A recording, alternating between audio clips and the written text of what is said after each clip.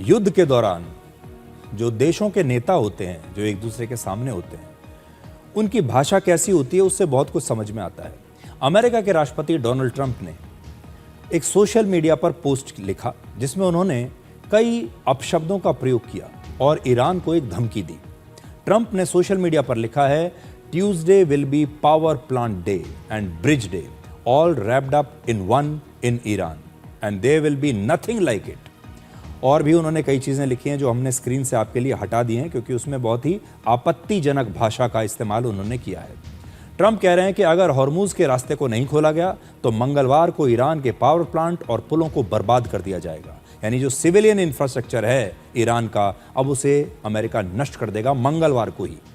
Trump ने इस post में कई ऐसी आपत्तिजनक शब्दों का और भाषा का इस्तेमाल किया जिन्हें हम आपको न तो टीवी पर दिखा सकते हैं और ना ही उनके बारे में आपको बता सकते हैं। ये बहुत ही आपत्तिजनक भाषा है।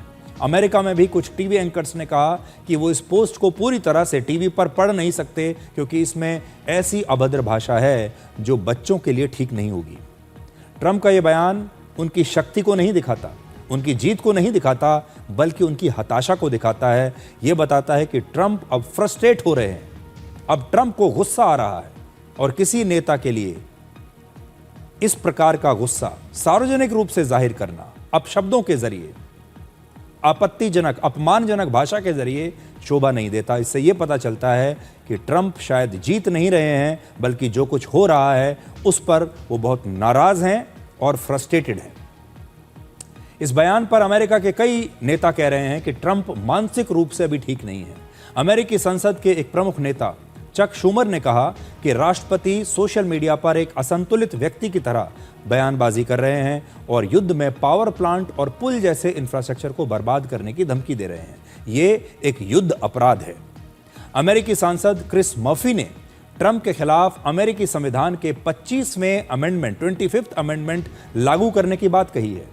अब देखिए, 25th अमेंडमेंट जो होता है उसकी धारा 4 कहती है, ये अमेरिकी संविधान का वो प्रावधान है जिसके मुताबिक उपराष्ट्रपति और कैबिनेट बहुमत से लिखित रूप में घोषणा कर सकते हैं कि राष्ट्रपति अपने कर्तव्यों को निभाने में असमर्थ है और इसके बाद राष्ट्रपति को हटाने की प्रक्रिया शुरू हो जाती है। और वो लोग यही कह रहे हैं कि ये जो 25th अमेंडमेंट है इसे राष्ट्रपति ट्रंप के खिलाफ इस्तेमाल करना चाहिए, उन्हें अपने पद से हटा देना चाहिए क्योंकि वो अपने कर्तव्यों का निर्वहन ठीक से कर नहीं पा रहे हैं।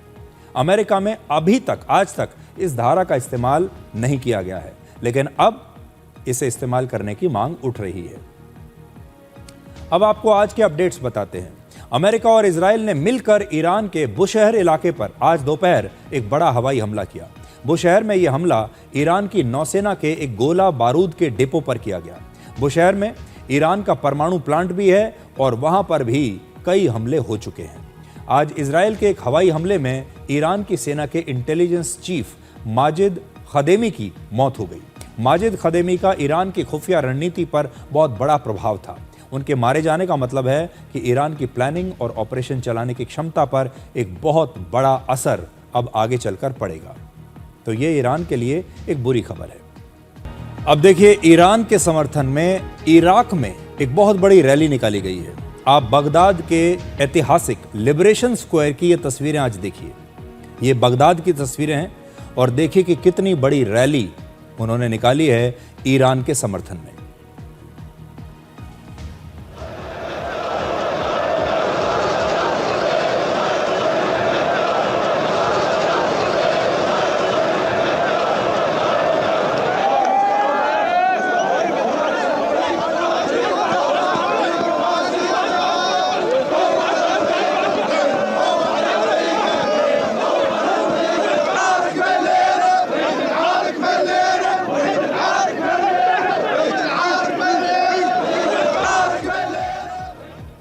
तो हजारों लोग बगदाद की सड़कों पर हैं और ये ईरान के समर्थन में रैली इराक में क्यों निकल रही है?